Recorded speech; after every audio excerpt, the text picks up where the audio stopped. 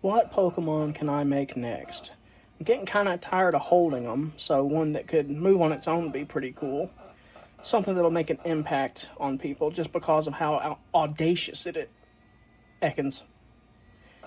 I want to make an Ekans.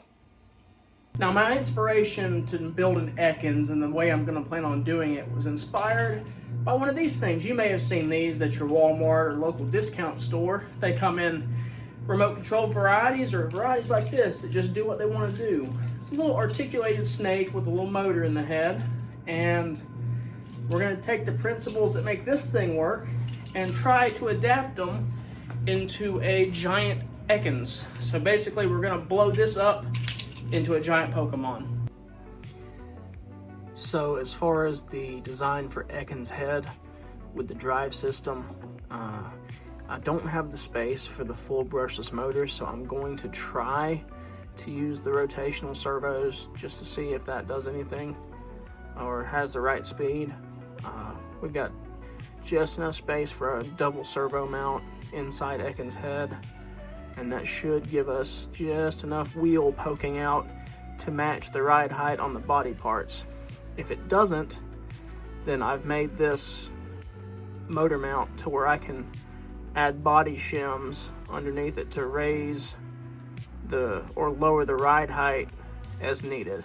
So we're going to print our body pieces. I'm going to start working on printing this, and I'll eventually order these servos, and they come with these wheels on them, so I pre-measured that, cut out the gaps for the wheels, and we'll see how close it is and if it needs to be fixed.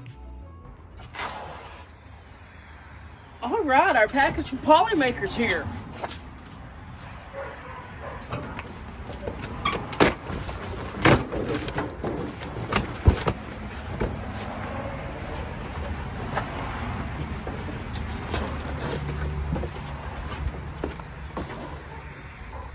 What's this? Well, all right, I know what we're doing. All right, my 11 spools of PLA from Polymaker are here, and without further ado, we're making Ekans.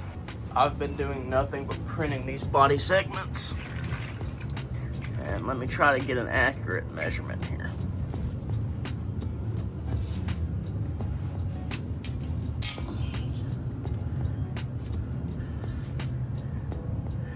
We're at about 32 inches long, probably gonna print 2 or 3 more body segments in addition to the tail and head, but I think the rollers are gonna do their job.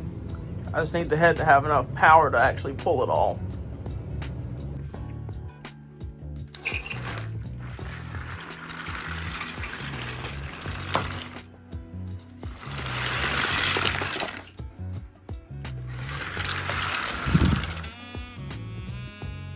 I have one body section printing on this printer. I have the head printing on this one. We're looking at about 8 hours left on this one and about 14 on this one. On to the main portion of Ekans.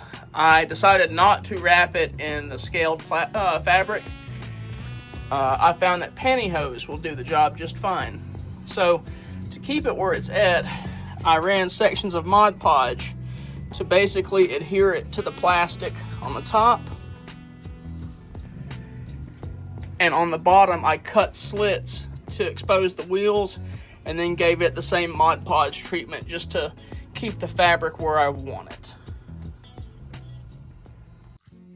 Hey guys, Officer Granite here. Just want to interrupt the video for just a quick second to remind you guys of our Patreon. Yes, we're not monetized yet on YouTube, so we have to scrape and struggle to make these things, and you know, servos and electronics cost money. So if you guys want to help us out, definitely visit the Patreon. We have 2 levels. One is if you just want to support us and kick some money our way to just keep stuff going. But the second level is if you want to play Mad Scientist just like me, you'll have access to all the files I come up with, every Pokemon I make for the most part, and you'll be able to try to attempt to make your own pocket monster to your choosing. So give the Patreon a look, see if it's worth doing. If you did it, I'd certainly appreciate it. Back to the video now. Just got home from work and checked the printers. Oh my God, we almost had a problem. This Ekans head that takes a day and a half to 2 days to print, this is what I just walked in on. Talk about catching something the moment before disaster. And just like that, we threw another spool of Polymaker Draft PLA on, and crisis has been averted. Well, we got our servos from Amazon to put motion to Ekans, and I'll let y'all see the footage, but I'm gonna have to redesign that body from the ground up. I'm probably gonna have to find like 4-inch foam, like pool noodles, and basically build a carriage underneath for the wheels, because this body, even on 5% infill, is still way too heavy for it to pull, to the point where it has to have nose weight to make actual contact with the ground. I'll let y'all see here in a second.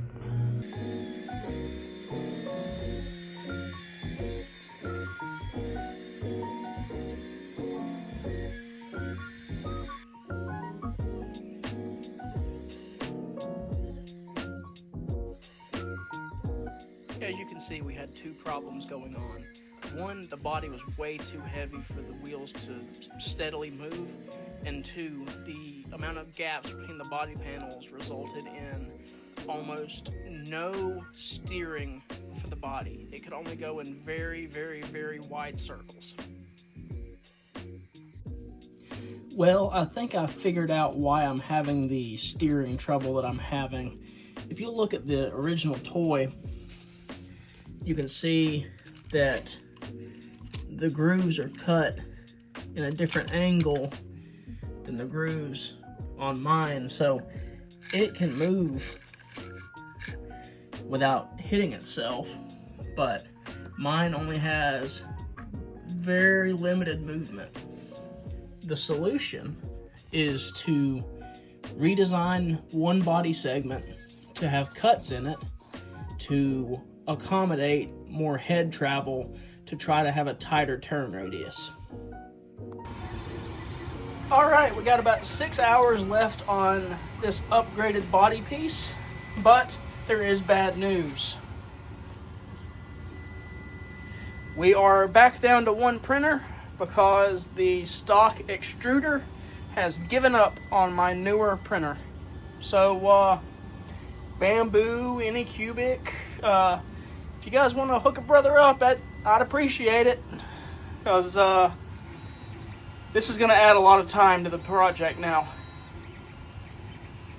I want to show you guys the difference between the original and the redesigned with my scale here. So, here's the original. Clocking in at 193 grams. You can feel the heft on it. The upgraded is only 120 grams, and that may not seem like a lot, but when it comes to maneuvering this thing, it's very noticeable.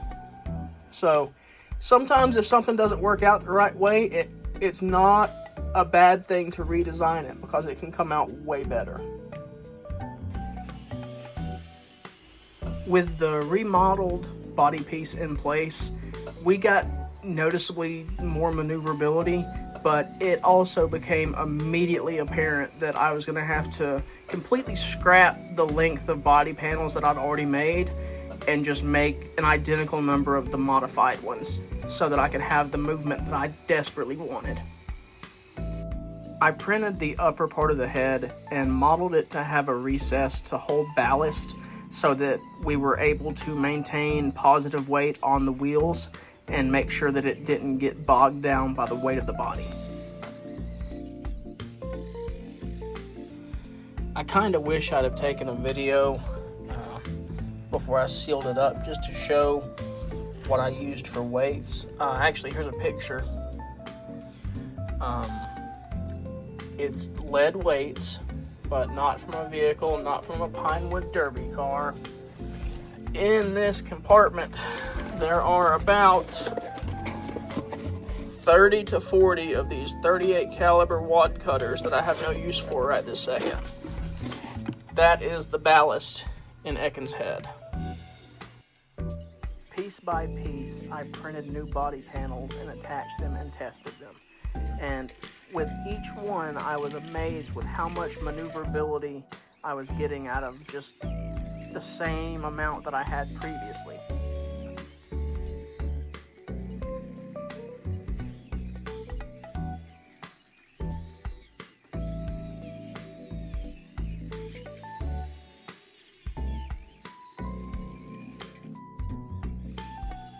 Eventually, all my parts were printed, and it was time for paint, and we ended up with a new Pokemon.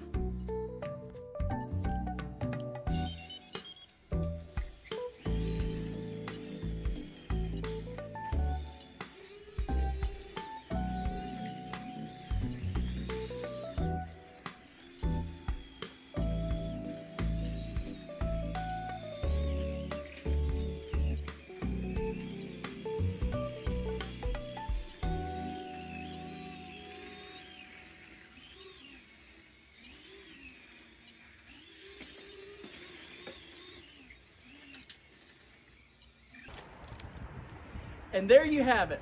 After a month of solid work, trial and error, troubleshooting, and about 4 to 5 kilos of filament, we have a new Pokemon for the stable. Ekans is finally ready to go to cons.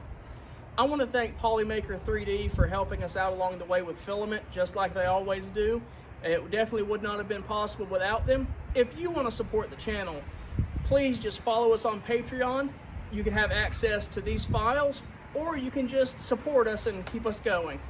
Thank you to our patrons here, and if you want to follow me on social media, here's where I'm at. Once again, thanks for watching Officer Granite. Y'all have a great day. Officer Granite out.